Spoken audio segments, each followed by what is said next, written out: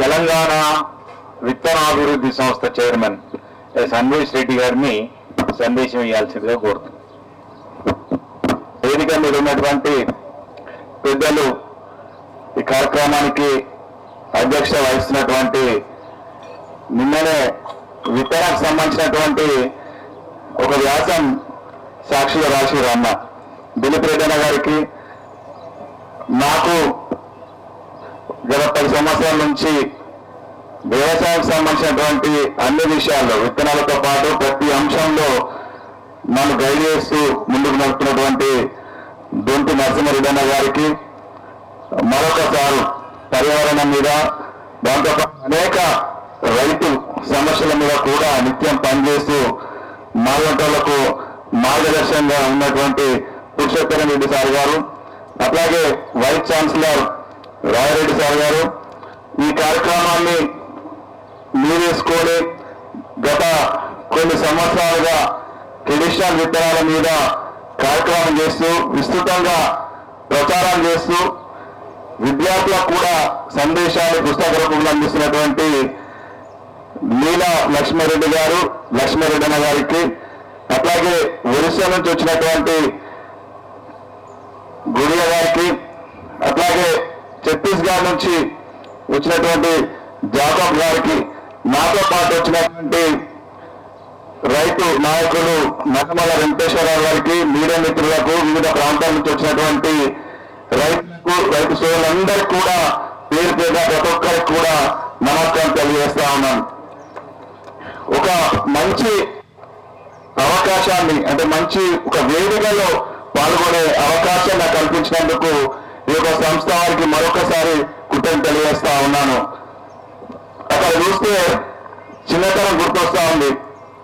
అక్కడ ఎంట్రన్స్ లో మొక్కజొన్న కాంకులన్నీ కూడా అక్కడ వేలాడినటువంటి కనబడతా ఉంది.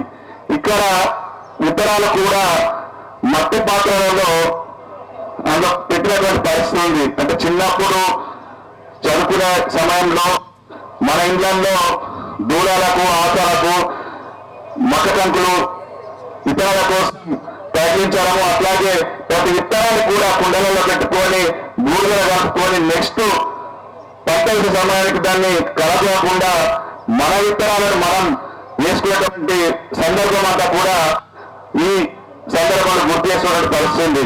నిజానికి మనమంతా కూడా ఒక్కసారి ఆలోచన చేయాలా. ఒకనాడు మన విత్తనాలే మనం వేసుకున్నటువంటి పరిస్థితుల్లో ఉన్నటువంటి పరిస్థితి ఇప్పుడు అనేక రకాలైనటువంటి కంపెనీలు అధిక దిగుబడులతోటి మన మీద రుద్దుతున్నటువంటి పరిస్థితుల్లో ఉన్నటువంటి పరిస్థితులు ఒక్కసారి మనం ఆలోచన చేసుకోవాలా. ఆనాడు భూమి ఖరాబు కాలే, ఆరోగ్యం చెడిపోలే, ఉన్నవారికి ఎంత దిగుబడి వచ్చిందని కాదు, కానీ ఎంత మంచి వాతావరణం ఉండే, ఎంత చక్కటి ఆరోగ్యం ఉండే అనేది ఒకసారి ఆలోచన చేయాలా. ఆనాడు మొక్కజొన్న కాకి చిన్నతనంలో స్కూల్కి వెళ్ళి మొక్కజొన్నలు పోతే మొక్కజొన్న కాల్చుకొని తింటే 10 అయినా తినడానికి ఒక ఆతృతత ఉండేది. కానీ వాళ్ళ ఒక్క మొక్కజొన్న తినాలంటే కూడా దాని ఇంట్రెస్ట్ లేదు. కారణం హైబ్రిడ్, అనేక రకాలైనటువంటి పెస్టిసైడ్ తినాలంటేనే ఇబ్బందికరమైనటువంటి పరిస్థితి ఉన్నది. మొక్కజొన్న కాస్త మందులే వచ్చేది కాదు, కానీ వాళ్ళ మొగిల గురిక వేస్తే తప్ప పండుగటువంటి పరిస్థితి ఉన్నది. ఇది ఎందుకు మారింది?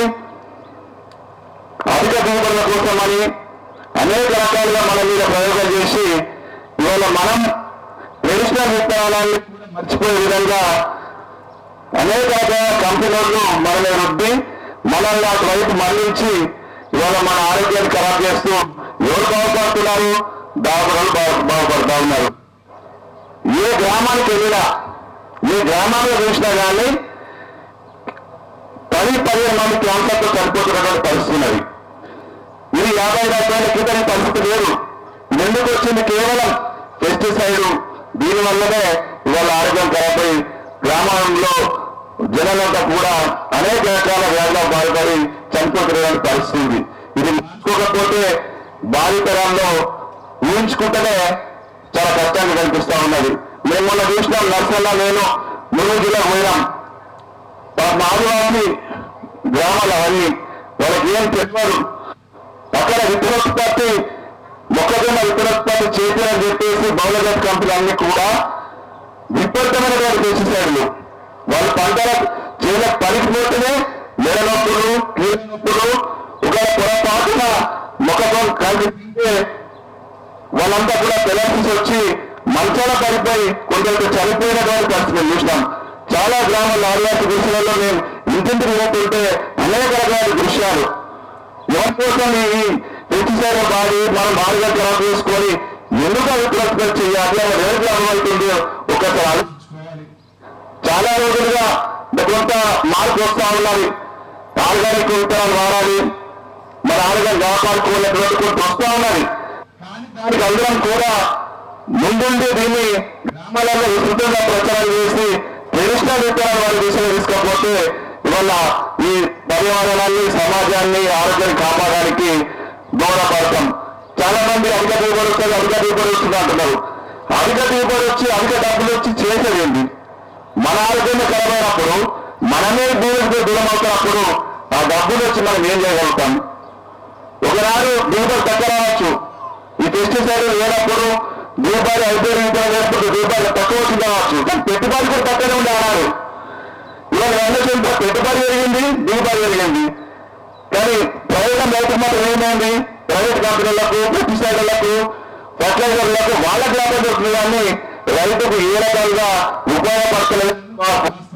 అందుకని చక్కటి కార్యక్రమం దీన్ని నేను రిక్వెస్ట్ చేస్తున్నాను. అసలు ఎట్టి పరిస్థితుల్లో కనీసం ఉమ్మడి జిల్లాలో కానీ ఇట్లాంటి విత్తనాల పండుగలు ట్రెడిషనల్ విత్తనాల పండుగలలో ఏర్పాటు చేసి మేళ పెడితే ఇంకెక్కువ మనం గ్రామాల్లో పోయే అవకాశం ఉంటుంది. దాని ద్వారా మండలం మిగతా గ్రామాల్లో వేస్తే కూడా బాగుంటుంది. మీరు అవకాశం ఇస్తే మేము నిజామాబాద్ జిల్లాలో మేము ఇట్లాంటి మేళను ఈ పండుగను విత్తనాల పండుగను మేము ఏర్పాటు చేయడానికి అన్ని రకాల మీకు సహకరిస్తాము. రైతులతో కాదు ఒక పెద్ద ఎత్తున చేయడానికి మేము సిద్ధంగా ఉన్నాం. మాకు ఒక అవకాశం ఇవ్వాలని మిమ్మల్ని కోరుతా ఉన్నాం. అట్లాగే ఒక బాధ్యతగా విత్తనాభివృద్ధి సంస్థ చైర్మన్ నాకు వచ్చింది అని అంటే ఇది ఆజమాయిష్ కాదు. ఎందుకంటే నాకు చాలా బాధ్యత ఉన్నది. విత్తనమే ప్రధానమైనది. ఆ విత్తనమే సరిగలేకపోతే వ్యవసాయం సరిగా ఉండే పరిస్థితి లేదు. మా యూనివర్సిటీ వాళ్ళు కూడా సార్ చెప్పారు, యూనివర్సిటీలేమో బీరాసీలు తీసుకొస్తారు, కంపెనీలేమో ఐపీఎస్సీలు తీసుకొస్తారు. దానికి తగ్గట్టుగా యూనివర్సిటీలో ఈ బీరాసీలు వచ్చే పరిస్థితి లేదు. ఒక హరిని ఇస్తున్నారు, మిగిలిన మక్కాలు కూడా కమర్షియల్ క్లాసులు కూడా ఏం తయారు చేస్తలేరు. అవన్నీ కూడా బయట కంపెనీలు ఆధారపడేటువంటి పరిస్థితి ఉన్నది. మొన్ననే మంత్రి గారు వచ్చినప్పుడు లక్ష్మీలకు ఉంటే చాలా స్పష్టంగా ప్రభుత్వం ఆలోచన చేస్తా ఉన్నది. విత్తన చట్టంలో ఖచ్చితంగా మార్పు తీసుకురావాలి, రైతులకు ఉపయోగపడే విధంగా విత్తన చట్టం ఏర్పాటు చేసుకున్న అవసరం ఉంది, అవసరమైనటువంటి ఒక మాట కూడా ఆ రోజు మంత్రి గారు చెప్పడం జరిగింది. గౌరవ ముఖ్యమంత్రి రేవంత్ రెడ్డి గారు కూడా వ్యవసాయం మీద చాలా స్పష్టంగా ఒక ఆలోచనతో ఉన్నారు. ఈ రైతాంగాన్ని కాపాడుకోవాలనే ఒక ఆలోచన కాబట్టి ట్రెడిషనల్ ఏదైతే విత్తనాలు వాడతారో అందరికీ కూడా ప్రభుత్వం ప్రోత్సహించే విధంగా మేము కూడా ప్రభుత్వం నుంచి తీసుకపోతాం. మా సంస్థ కూడా ఏదైతే ప్రదర్శన చేస్తారో మేమేమో యూనివర్సిటీ ఇచ్చేటప్పుడు ప్రదర్శన చేస్తాం హైబ్రిడ్ విభాగము. దాంట్లో భాగంగా ఇప్పుడు ఏదైతే ట్రెడిషనల్ విత్తనాలు ఉన్నాయో వీటిని కూడా మేము ఆయా జిల్లాలలో మాకున్నటువంటి విత్తనోత్పత్తి రైతులతో ఖచ్చితంగా దీన్ని రైతులతో విత్తనోత్పత్తి చేపించి దీన్ని మిగిలిన రైతులకిచ్చే విధంగా మేము కూడా మా పాలు పంచుకుంటే మా పాత్ర నిర్వహిస్తామనేటువంటి మాట ఈ సందర్భంగా నేను తెలియజేస్తూ ఈ చక్కటి అవకాశం కల్పించినటువంటి ప్రతి ఒక్కరికి కూడా కృతజ్ఞతలు తెలియజేస్తూ ముగిస్తా ఉన్నాను. Thank you sir, thank you very much. కీలకమైన అంశాలు మీరు లేవనెత్తారు. ఈ మార్కెట్ మాయా ప్రపంచంలో ఆహార శృంఖలం ఫుడ్ సైకిల్ ఏదైతే ఉందో అది ఒక విషస్ సైకిల్ లాగా తయారైంది. ఆ విషస్ సర్కిల్ ని బ్రేక్ చేయాలంటే విత్తనం నుంచే మొదలు పెట్టాలి. కనుక మీరు అన్నట్టు ఈ రాష్ట్ర స్థాయిలోనే కాక ఇది ఇంకా down the level, cutting edge level వరకు వెళ్ళడంలో జిల్లా స్థాయి విత్తన పండుగలు కూడా తదుపరి దశ అయితే బాగుంది.